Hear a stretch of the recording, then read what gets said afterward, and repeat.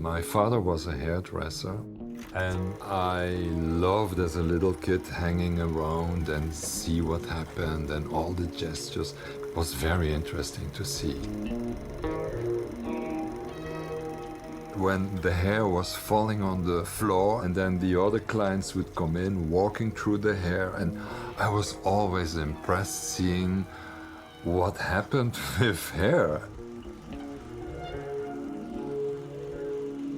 So I have these memories that my mom said to my father, "What do you think? Let's be a little more up to date." Then the wigs came into the barber shop. She had a little corner. First my dad said, no, I don't want wigs here with all the men. No, try to sell them after closing time. I thought it was very extravagant, you know, like a night shop with wigs. Il y a 15 jours, je vous avais dit que nous parlerions à nouveau de mode ce soir, et plus précisément de courage.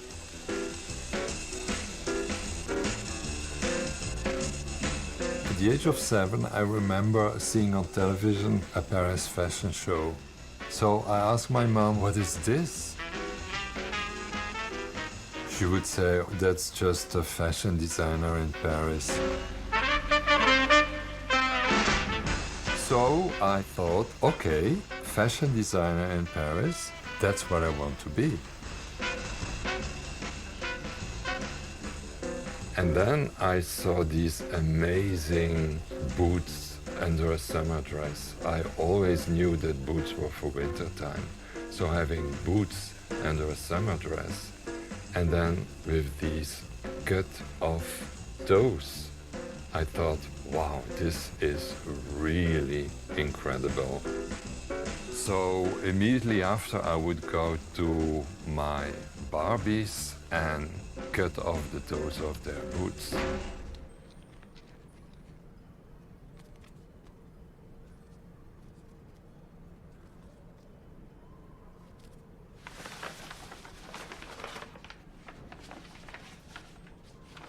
I think the most important person in my life was my grandmother.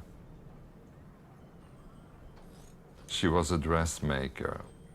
She would make dresses for her own.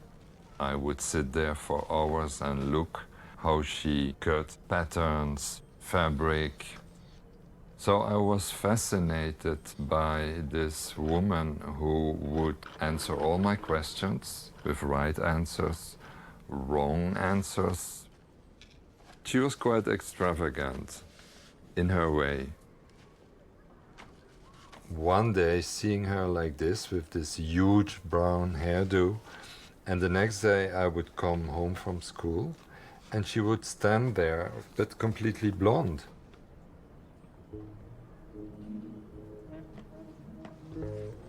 I was a quite lonely kid, and I would love to isolate myself and think in my own dream world of fashion, of course, with all the little rests of the remaining fabrics of my grandmother.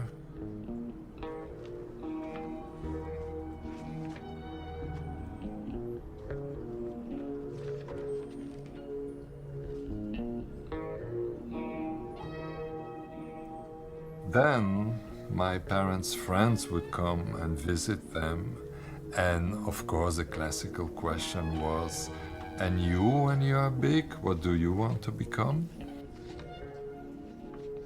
Even if I was a very shy child, I would say fashion designer in Paris. They would make a strange face. My parents were embarrassed, and so they said, "Please stop telling these things." I did because I obey, but in my heart I felt that it was the truth.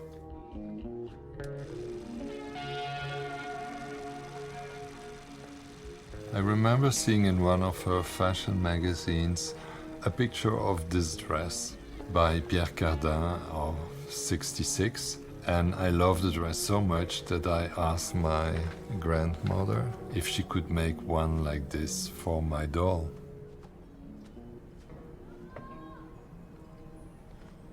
I got wigs which I dyed with vinegar into a matching hair color, and I thought it looked fantastic.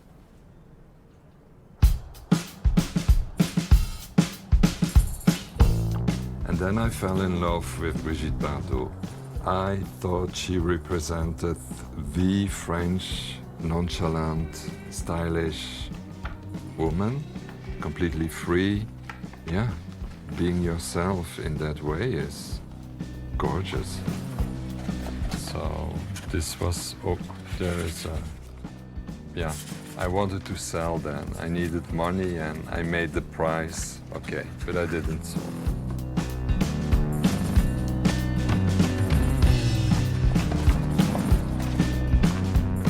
Later in the 70s, I made my first garment on my own. And it was a gray flannel blazer I had seen of Yves Saint Laurent.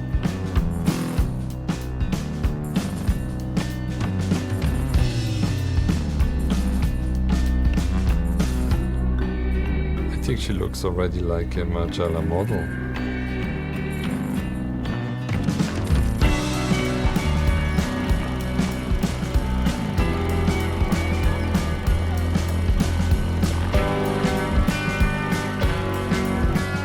The woman that he was addressing was a woman who had humor, who was free, who was not counting on her sexual sex appeal to exist.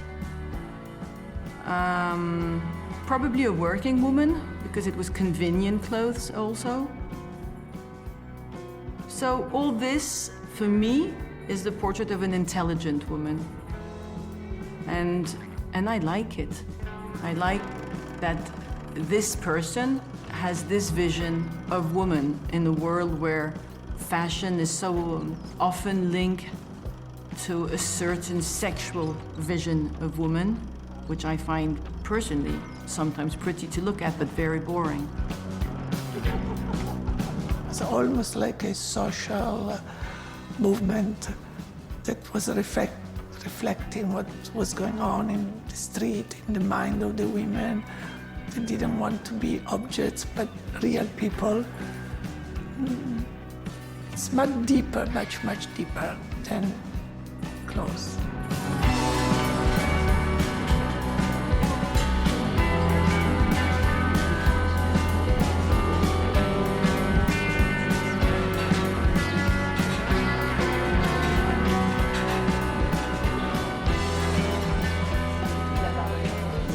This was my first show for Martin. Wow.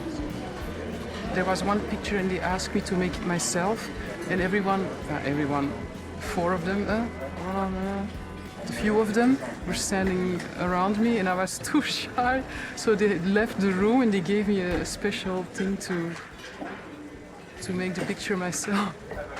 Really? Yeah, well. Personally, we didn't speak so much with him, so... But I think that's why also it made it so special to work for Martin and to be able to see him, to know how he looks like and everything, because it was such a mystery for everybody. Yeah, he is and was and is a mystery. Yeah. I like his hands, the way he you know, when he dresses you, and also backstage before you, the way he dresses you in the last, you know, it's with finesse, you know.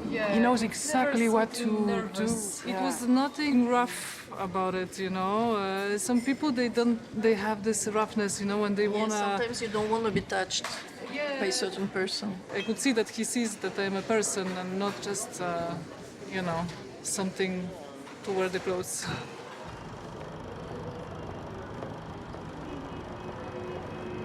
Il prenait beaucoup de gens de la rue ou des amis, c'était un peu streetwear, c'est le premier à faire du street casting, même si après Je crois qu'Etmos a fait ses défilés, beaucoup d'autres gens ont fait ses défilés, mais au départ, c'est le premier à faire du street casting. Il a été le premier dans beaucoup de choses. Les maquillages de Inge Brogna, peut-être je prononce mal, ont révolutionné le maquillage. Tous ces gens ont révolutionné la mode. Et aujourd'hui encore, Margiela est présent, lui doit rire. Moi, je reconnais dans beaucoup de défilés, énormément.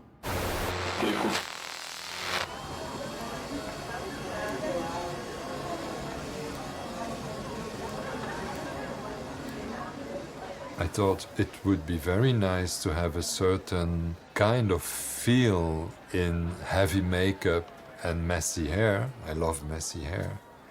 But on very natural looking woman.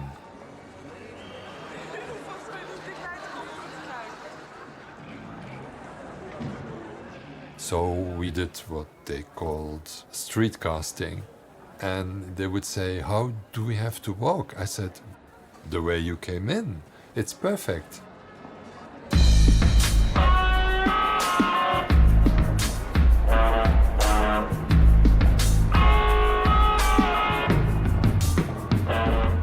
Parking lot was very strong because I said, no, we go farther. So there was no carpet. Sitting we never did anyway. First come, first serve, which was really daring. When the first models would come out, I had them all heavily perfumed with patchouli. So they would come into that very neutral space and perfume the whole parking lot.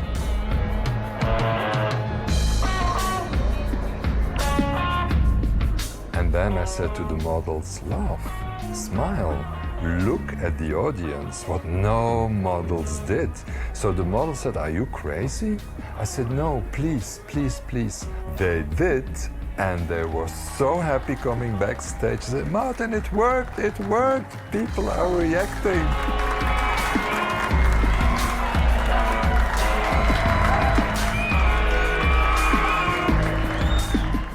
The audience was like in a rock concert. And it reminded me at the first Gaultier shows I saw.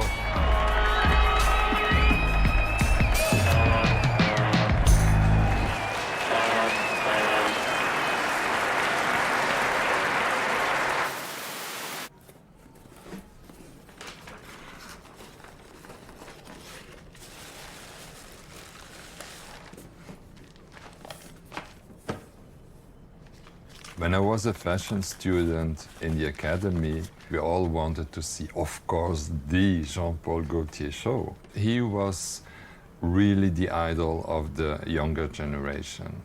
It was really, really new.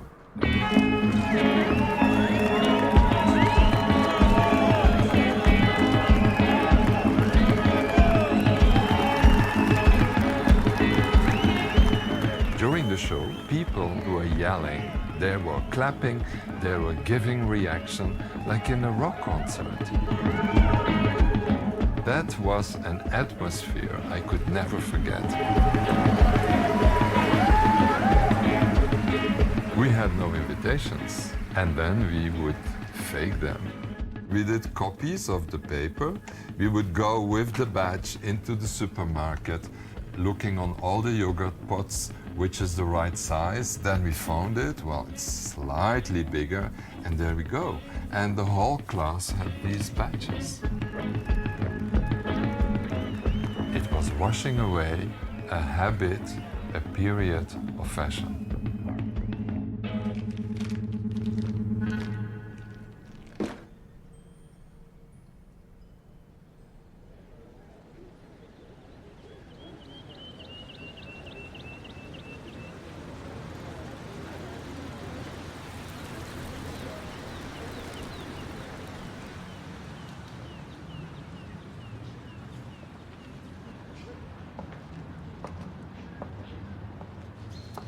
It's an academy for fine arts, so they have different departments, sculpture, painting, and also fashion.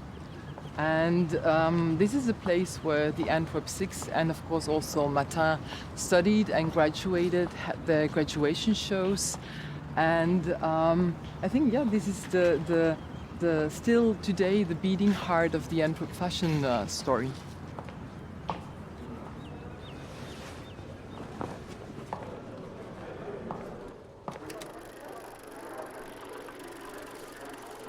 He was in a class together with Walter van Berendonck, and the others of the Antwerp Six graduated a year later. From very early on, they became a very tight group of friends. They partied together, they worked together, like students do.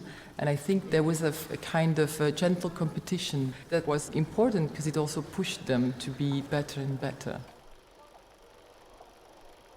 To develop a vision, to develop a concept and to translate that in a fashion collection, that's what they learned here. The academy learned me something I would use for the rest of my career.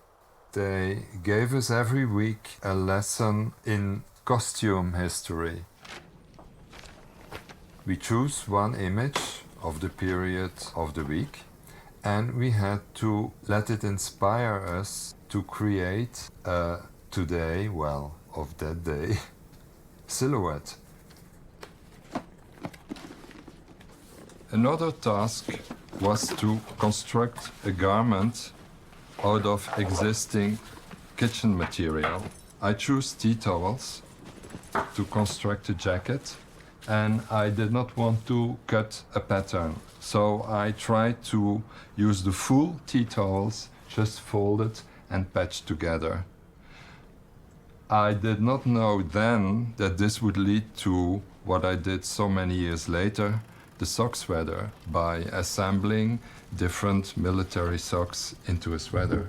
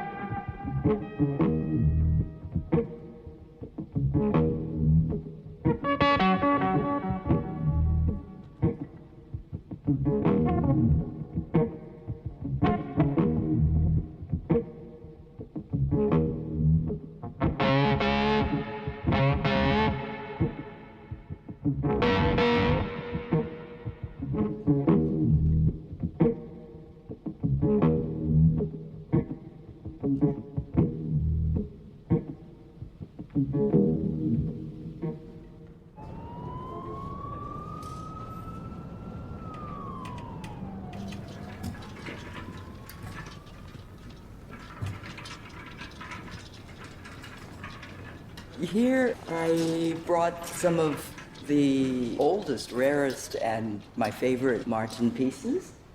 And this one, I still wear it. I didn't take the tag off. This is 1991, spring, summer. And it's another artisanal piece that it's an evening dress.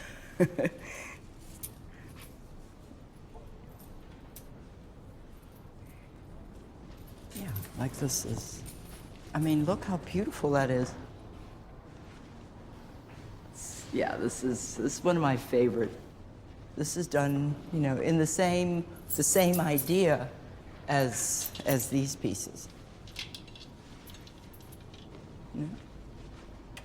And the coolest thing with Martin's sensitivity is that none of this is made from really precious fabric.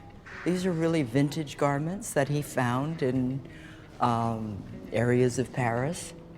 They are not vintage garments that came from the homes of, you know, very bourgeois people. They probably came from very regular people.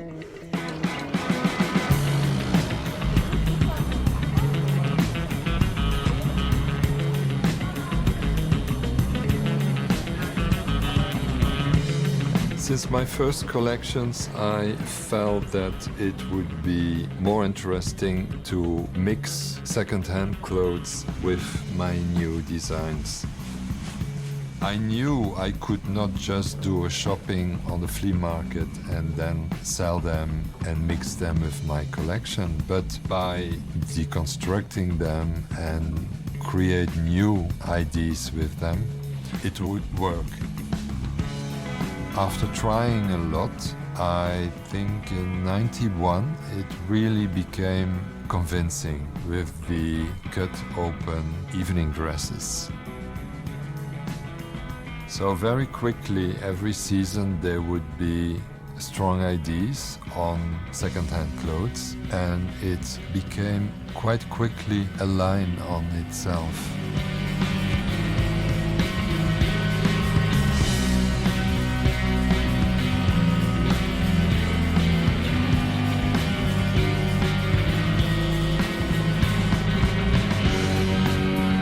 The staff found a lot of silk and rayon and polyester scarves, all heavily printed, very colorful, something I would never touch.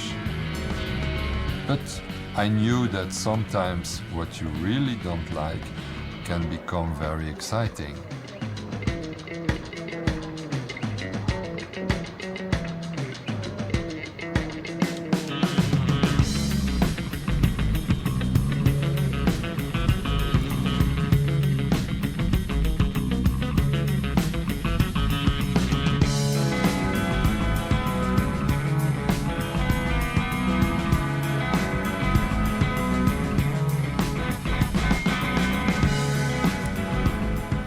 Were old theater costumes, and we left them damaged like they were. So they were all different, one of a kind, and all were quite destroyed.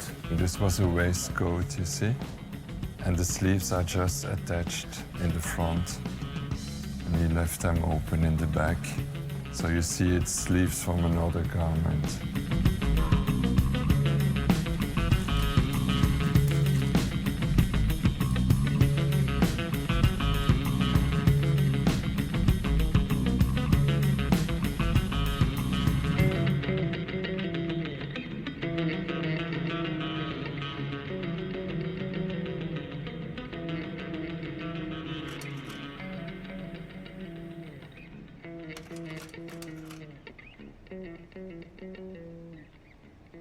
When I started, I thought, I'm really uncomfortable talking to people and doing my job.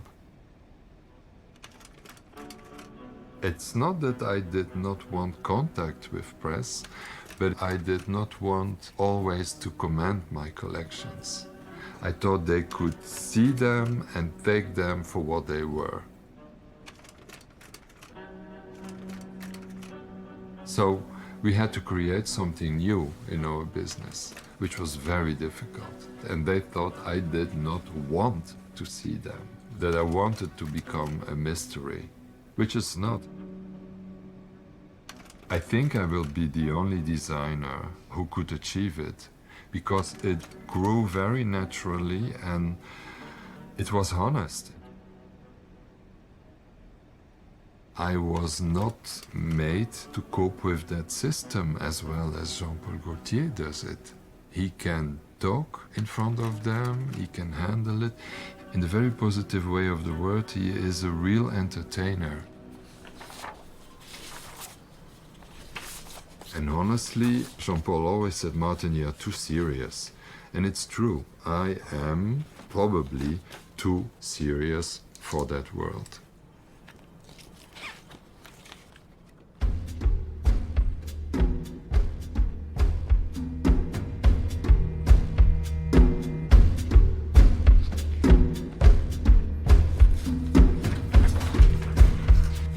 This was how the designer studio looked like. I loved the atmosphere because it was something I never, ever had seen before. He said always, oh, you're so organized, you're so organized. And I start putting things in boxes, I start making files, and he was very happy with this. He had a freedom that I learned at his place. And that freedom was do with what you have. And what you don't have, you fake it or you make it, but do it. This freedom was something I struggled with all the time, but not in the right way. Now I could see that in Paris, you could be as free as you wanted. And then he said, you don't realize, Martin, that you have a style, a taste, and you should stick with that taste for your future. And it's strange, but I did not know. I knew I had a taste, quite directioned, but I did not know that that was becoming a style.